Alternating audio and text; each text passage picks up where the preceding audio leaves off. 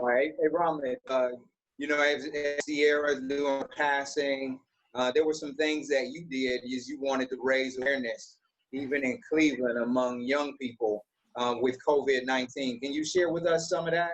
How you, one, celebrated her life, but then also using even lessons that you've learned and you want to share with others in her passing. Well, we wanted to, since Sierra was just so well loved, she was so liked among her peers, very active in extracurricular stuff at school, extra groups outside of school that did volunteer work. She volunteered at college, so she was just very loved around all her peers. People knew her from all over the city, and so I knew that they couldn't attend the funeral. And so I thought that would be a good idea to have a repast at the park. So at Luke Easter Park, so we had a repast. We paid for like about, I think, 2 food trucks to come out there and had a DJ and had music. We had signs up saying, you know, wear your mask, wash your hands. Sierra, she also attended Tri-State, you know, Cuyahoga Community College. And she was a good student there, you know, very active among the college, very, you know, groups going around the college. And so when she passed, the president of Cuyahoga Community College, he sent out a group email to all the students letting them know that she passed from COVID-19, from complications of COVID-19, because she didn't have COVID no more, but the complications had tore her body up to the point where she wouldn't be able to function and live out, you know, after that whole situation. So Tri-C was gracious enough to give out information, and they gave us about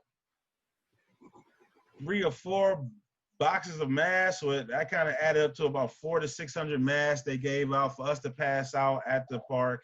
And we just tried to celebrate her the best way as possible because she was such a loving, beautiful spirit. And so we also wanted to bring awareness to the fact that young people, this thing is real. This is nothing to play with. I know you want to have a good time. It's hot outside. Everybody, you know, want to enjoy the heat and doing things. But unfortunately, we just in a position not to be able to do that and do that really safely without, you know, people being affected by it. And so we just wanted to push that whole agenda. We wanted to honor Sierra first because of who she was, but we also wanted to bring awareness to the fact that she was young, vibrant, wife, mother, died the day before her birthday. And so she was very young. And so we just really want to raise awareness to young people to take this seriously, do all the things that they're telling you to do, and even in that, do some more. You know, challenge yourself to make sure that you're taking care of the next person, because we are really all in this together. Like how you feel and what you may contract is based on how I'm reacting and living out here. So it's just so funny that we just really intertwine like that going through this whole pandemic. That's what I love about you, brother. And even in the midst of you going through the hardest trial that you probably faced in your life, you know, even in that moment, your heart was still thinking about others.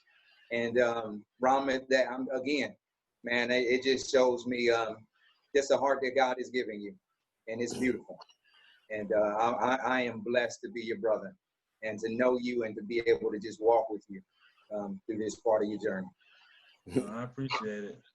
If I could just add one more thing, sure. I have watched my mom do this so many countless times. I have watched her not have the most money, but you know, she was kind of like it wasn't said that she was, but she was kind of like the youth coordinator at the church. So I done watched her so many times, like not have all the best of money, not have everything that she needed, but she always tried to make sure that she was taking care of someone else. Like I watched her my whole entire life operate like that. I remember I had a friend and she went to go sing at American Idol.